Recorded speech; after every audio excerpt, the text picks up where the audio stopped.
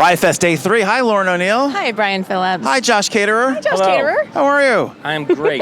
I would like to point out your hat. That is a fantastic hat. Thanks. We can get a little closer on the Tootsie Roll hat.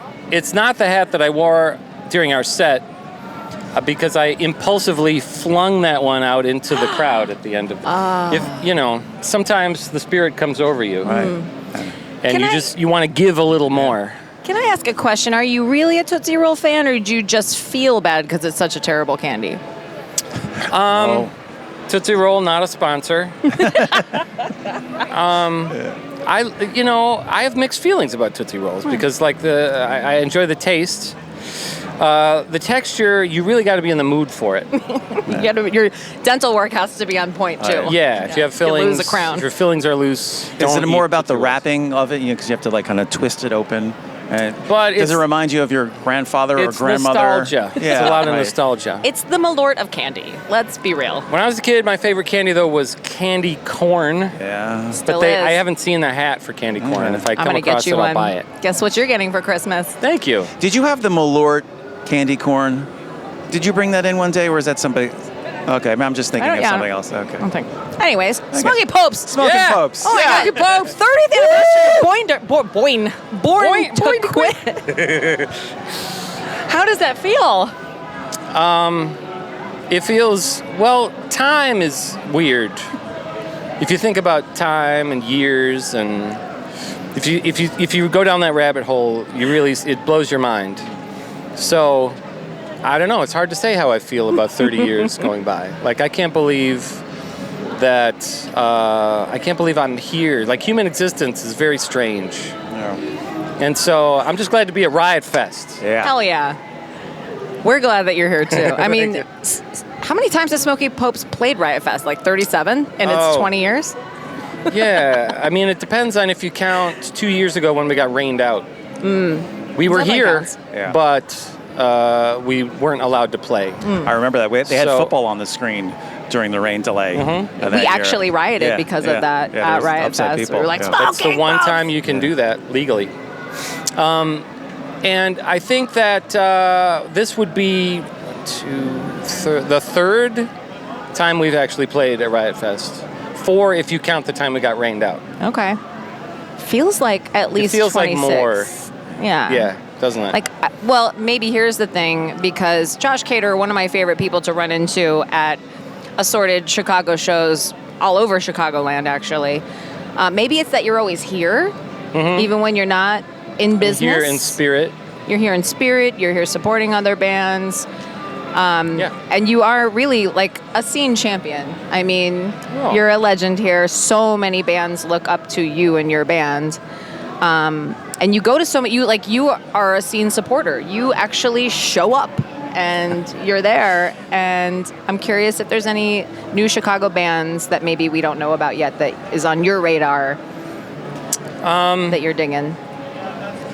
I wouldn't be the person who has his finger on the pulse of like up and coming things. I go to a lot of shows of people that I know and I've known for a while, and I'll go see my friends and support them. And I kind of find out about new bands because we play with them, So our drummer Mike is really good at discovering new bands and asking them to come on tour with us. Gotcha. And that's how I find out about new bands. So Mike is the way in to be a part of the Smoky Popes if you want to tour with us, go on tour with them. DM Mike Fellman. Mike's the one. For example, over the past couple years, we've done some touring with a band called Rodeo Boys. Okay. The great band, up and coming band. Yeah. Check them out. Okay. And we've toured with them, and they're just great people, and they put on a great show, and keep an eye out for Rodeo Boys. I am very curious how the newest Pope being from Chicago has affected your band, and in what ways? Well, it's a subject that comes up a lot in interviews. Because? And now, people assume that I'm some sort of authority on the Pope. I gotta confess, I didn't even know, not being an actual Catholic, I didn't even know that there was smoke involved in the process of picking a pope. That's right. Wait, That's how they know. When did this band start? 91? But that's not really why we named ourselves the Smoking Popes. That's right. We named ourselves after the movie The Pope of Greenwich Village, starring Mickey I know Rourke. that. So I didn't know until like last year that that's how you picked a pope. Is that a puff of smoke? Or it's and I was signal like, to well, others that a new pope has been selected. Yes. I was like, well, that's just perfect. You know, Did they start doing that because of our band? Maybe they did. You started it. I think they did. Mm-hmm. That has to be it. There's a great must crew be. member, Ernie, who every year for Halloween goes as a smoking pope. Yep. And it's a nod to you guys, and he just fits the costume. So Ernie, hi Ernie, I gave you your props. There you to go. Josh of Smoking Popes. Yeah. The hat, the robe, a cigarette. Yeah, and he's got like stickers on his. Yeah. I would go pipe though. I'm more of a pipe guy. Yeah? I quit smoking cigarettes many years ago. Is that going to be the next Smoking Popes show? Is you're all dressed as popes and you're smoking pipes? Those big like J.R. Tolkien pipes. Oh my God. Please, can we make that happen? Awesome. Tell us about 30 years ago how the Green Day endorsement, more or less, or they said they were fans of you, and how that kind of really catapulted you into like another like. Okay, well, first of all, we played with Green Day at, I think it was the Riv, when they came through Chicago on their Dookie tour. Yeah. But we found out about that show. We found out that we were playing with Green Day because we read it in the Illinois Entertainer. There was Nobody an thought ad. to tell you first? The promoter, the guy who was promoting shows at the Riv at that point, or maybe it was the Aragon. I forget the venue. Yeah. Uptown. He was not the most communicative person in the world. So we ended up finding out who was responsible for that, giving him a call and saying, "Is this true, or is it some sort of a typo? Are we playing with Green Day?"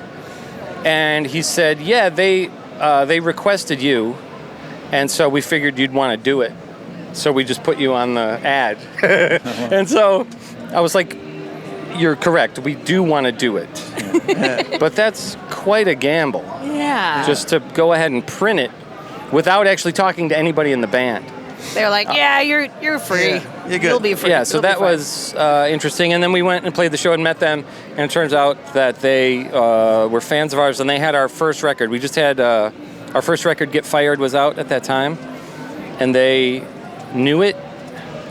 And one thing, I'll never forget this, because I don't know what song of theirs that it was, but they did like sort of an extended version of one of their songs where Billy Joe was just kind of like messing around and improvising, and he sang like a verse and chorus of our song Can't Find It that's on our first album. And I was like, he really does know this album. Yeah. He's not just whistling Dixie when he says he's a fan of ours. So that was pretty cool. And the fact that they were talking about us in interviews at the time sort of generated interest, and we ended up getting major labels contacting us. They were doing that at that time for other bands as well. Right. I remember I think they took out Pansy Division on the road with them, and that helped them. And they would just, bands, sort of up and coming unknown bands, they would take them out on the road or just talk them up in interviews, and they were trying to spread the love. They've always been good that way. And they're still doing it because they took the Lindas out to open the tour. Was it last year, the year before, at Wrigley Field, and they're playing literally right now at Riot Fest. And the Paradox they've championed. They're putting them in their movie, which truly the storyline sounds like your real life experience. It's based around a band who heard that they're opening for Green Day, Really? and they're not sure if it's real. Yeah. And I thought it was the Paradox's story, but it sounds like it's Smoking Pope's story Now too. I'm starting to wonder if that's something Green Day does. They're like, okay, put this band on the bill, but don't tell them. Yeah.